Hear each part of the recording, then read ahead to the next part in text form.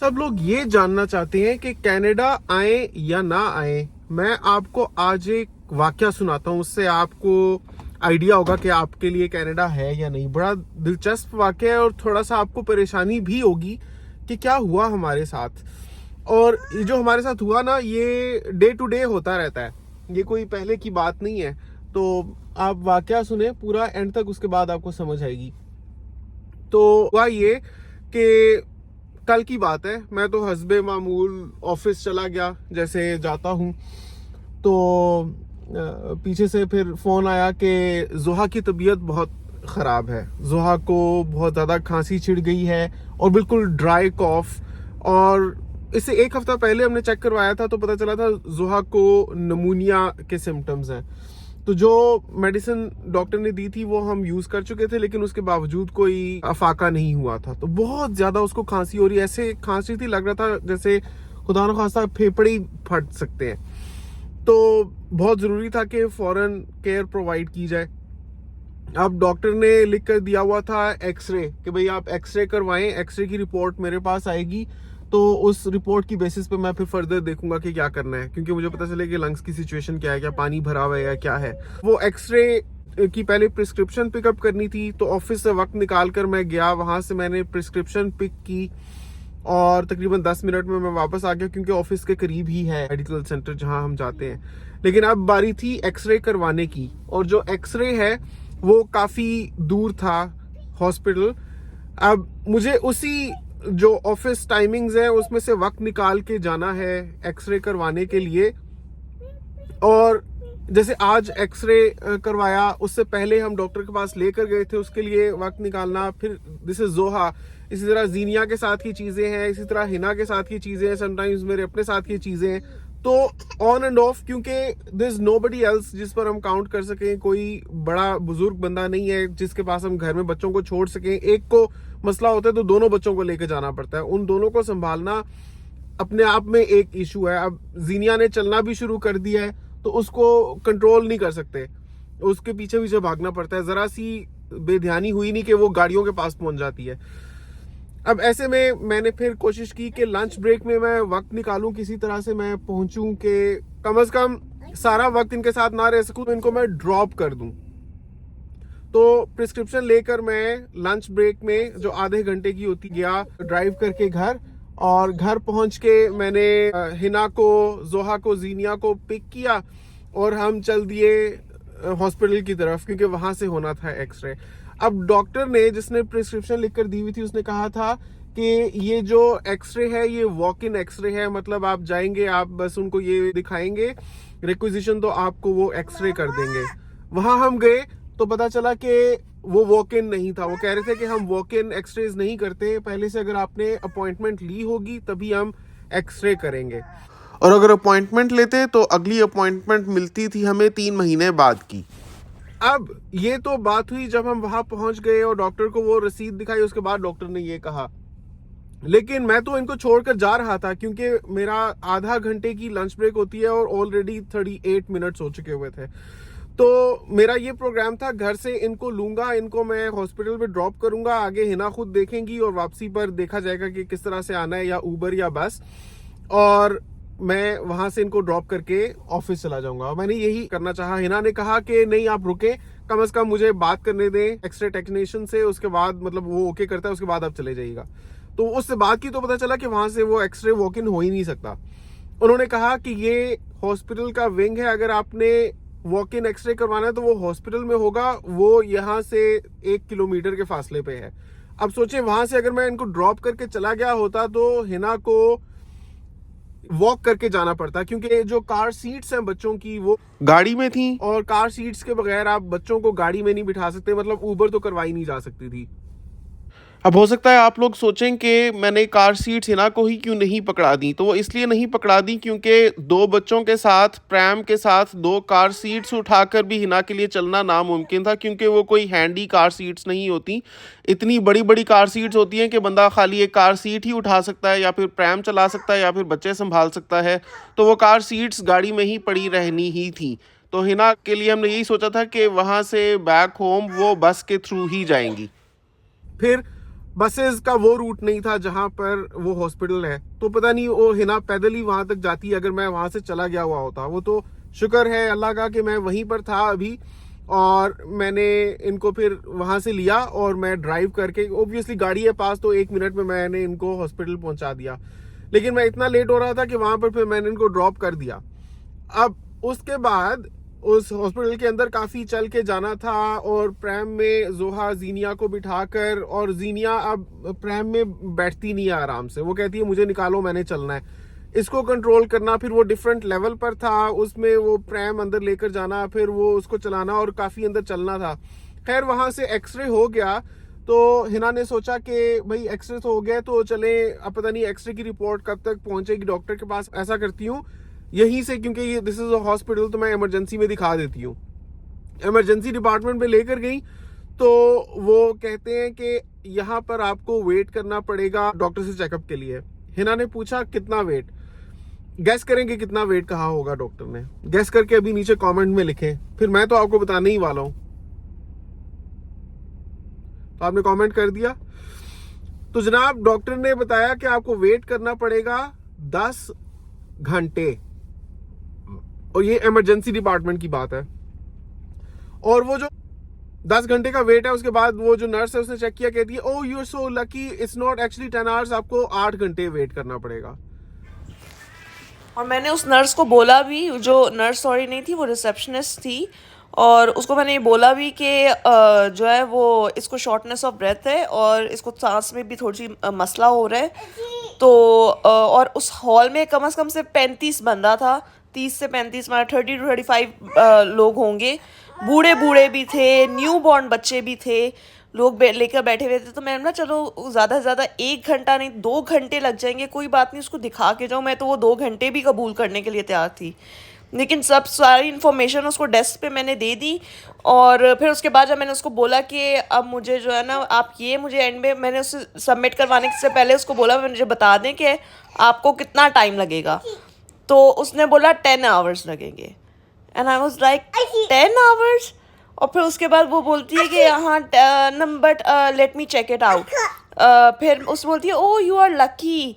मैमला शायद मैं बहुत लकी हूँ, मैमला चलो 1-2 घंटे में काम हो जाएगा। बोलती है अब जो है ना 8 घंटे लगेंगे। तो हिना ने पूछा अच्छा 8 घंटे के बीच में मैं जा सकती हूँ, मैं दोबारा आ जाऊंगी? तो उन्होंने कहा कि नहीं, आपको इधर ही रहना पड़ेगा to stay in the queue, ताकि आपको हम काउंट किए रखें। तो हिना ने कहा ठीक है, आप बस मुझे ड्रॉप कर दें क्यू में से, मैं जा रही हूँ, मैंने तो बस चेक करना था कि अगर ये पॉसिबल है, लेकिन अगर इतना देर हो रही है तो फिर मैं नहीं कर सकती। तो हिना वहां से फिर जोहा को लेकर निकली। अब जनाब वापस कैसे आया जाए वापस, क्योंकि कार सीट्स नहीं है पास, तो ऊबर तो करवाई नहीं जा सकती, तो बसों पर ही आना पड़ेगा। पहली बस का इंतजार करने के लिए 20 मिनट बैठी अड्डे पर। अब वहां पर क्या हुआ ये आप हिना की ही जुबानी सुनिए। और फिर ये हुआ कि बिलाल ने जो है ना वो मुझे उसी वक्त फ़ोन किया कि तुम हॉस्पिटल से निकल आई हो। मैंने बोला जी मैं निकल आई हूँ। फिर मैं सामने बस स्टॉप, हॉस्पिटल से लाइक 5 मिनट्स की वॉक पे जो है ना सामने बस स्टॉप था। फिर मैं 5 मिनट्स वॉक किया, दोनों बच्चों को प्राम में डाल के वापस से पूरी जैकेट्स वगैरह सारा पैक करके, क्योंकि बाहर बहुत तेज़ ठंडी हवा चल रही थी। टेम्परेचर पॉजिटिव में था लेकिन विंडी बहुत ज़्यादा था। तो खैर मैं उनको बच्चों को लेके आगे चली और मैं बस स्टॉप पे पहुंची। तो उसी वक्त जो है ना 1 मिनट में ही बस एक आ गई थी। तो मैंने उससे पूछा कि ये बस वहाँ तक जाएगी, लेकिन उसने बोला कि नहीं। हालांकि मैंने गूगल मैप्स पहले ऑन किए कि कौन से रूट की बस कहाँ जाएगी। तो 3 बसेस चेंज करके जो है ना मुझे घर आना था।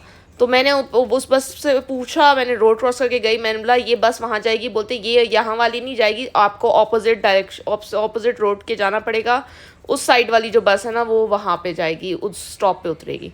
तो मैंने बोला अच्छा ठीक है। फिर वो बस चली गई। फिर मैंने रोड वापस से क्रॉस करके वापस दूसरे बस स्टॉप पे गई। वहाँ पे अंदर जो आप लोगों को पता है जैसे बस स्टॉप में एक केबिन से होता है, साइड से दोनों केबिन के साइड्स ओपन होते हैं, तो वहाँ पे मैंने शीशे के होते हैं, तो वहाँ पे मैंने अंदर इसकी, क्योंकि बाहर बहुत विंडी था, तो मैंने बच्चों की प्रैम पार्क कर दी अंदर, और मैं अंदर ही उनके साथ में आके बैठी थी। तो एक जो है ना, जैसे आप लोग सोच सकते हैं, आप लोग किसी ने देखा हो तो वो जो एक रेसलर होता था हल्क होगन टाइप ना, जिसने एक बैंडाना पहना होता था सर पे और गोल्डन कलर की दाढ़ी होती थी और गोल्डन कलर के लंबे लंबे से बाल होते थे और थोड़ा सा ब्रॉड एंड टॉल होता था ना। तो इसी तरीके से जो है ना वो एक गोरा सा था आदमी, लाइक होगा 50s 55 में ना। और वो होमलेस बिल्कुल नहीं लग रहा था क्योंकि उसके शूज़ और उसने नियॉन कलर की ना, ग्रीन कलर की नियॉन ग्रीन उसने पहनी थी जैकेट और अच्छे वाले स्नीकर्स, नए स्नीकर्स पहने हुए थे। और वो उस स्टॉप के उधर से आया और आके जो है ना बिल्कुल कैबिन के शीशे के बाहर जो है ना खड़ा हुआ है और खांस रहा और नीचे जो है ना स्पिट कर रहा और ज़ोर ज़ोर से खांस रहा और नीचे ना स्पिट कर रहा। और उसके बिल्कुल शीशे, क्योंकि बीच में शीशा था और मैं बैक साइड पे बैठी हुई थी तो बच्चों के साथ। फिर उसके बाद वो आगे गया, आगे जाके जो है ना उसने सिगरेट पी है और सिगरेट पी के जो है ना मुड़ा है और मुड़ के ना सिगरेट प्रॉपर प्रैम के पास ना, मेरे पाँव के पास उसने फेंकी। तो और फिर उसके बाद ना बड़े ऑब्जर्व कर रहा, आगे पीछे घूम रहा और इधर ही देखी जा रहा। मतलब कि एक बंदे को पता चल जाता है ना, और औरतों की तो साइकी सबसे ज़्यादा तेज़ होती है इस हवाले से कि उनको एक दूर से जो है ना एक अलर्ट पता चल जाता है कि देयर समथिंग रॉन्ग, क्या सही है और क्या गलत है। जब वो बंदा हॉस्पिटल से आ ही रहा था ना बस स्टॉप से, तब भी मुझे उसकी बॉडी लैंग्वेज जो है ना वो कुछ सही नहीं लग रही थी। तो खैर वो 2-3 फिर उसके बाद वो उधर ही उसने वापस आए हैं, फिर वापस आके ना वही केबिन के आसपास खांसी जा रहा और नीचे जो है ना स्पिट किए जा रहा। तो मुझे इतना ऑड, इवन अब मैं कुछ बोलने से रही कि जब उसने मेरे जूते के पास वो सिगरेट का वो फिल्टर फेंका ना, तो मैं कुछ क्योंकि मैं बोलना चाह रही थी लेकिन मैं बोल नहीं पाई क्योंकि मेरे साथ बच्चे थे। तो कुछ ऐसे जब इंसिडेंट्स होते हैं तो अगर आपके पास साथ कोई बच्चे होते हैं तो फिर आपको जो है ना वो अवॉइड करना चाहिए ऐसी चीज़ों से। खैर उसी वक्त मैंने अपने फादर को कॉल मिला दी और मैं उनके साथ वीडियो कॉल पे बात करने लग गई, यही शो करने लग गई कि कोई है जो मैं जिससे बात कर रही हूँ एंड दिस एंड दैट ना। तो वो पहले 4-5 मिनट जो है ना बाहर खड़े होकर देखता रहा और कई दफ़ा जो है ना ऐसी, क्योंकि जोहा उसको देख रही थी और मैं जोहा को मना कर रही थी जोहा मत देखो उधर, और जोहा उसको देख रही थी क्योंकि बच्ची है, उसको हो रहा था कि ये आदमी ऐसे क्यों एक्ट कर रहा है।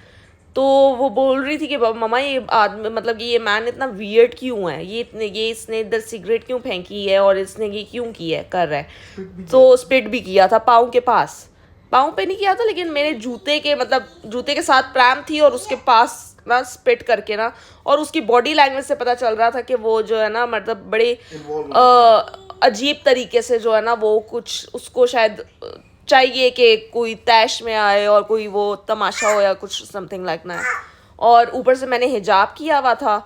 तो ये यहाँ पे जब आप एक है यहाँ पे कि आप मानो या ना मानो, यहाँ पे है जब आप एक हिजाब करते हैं ना तो कुछ जो स्पेशली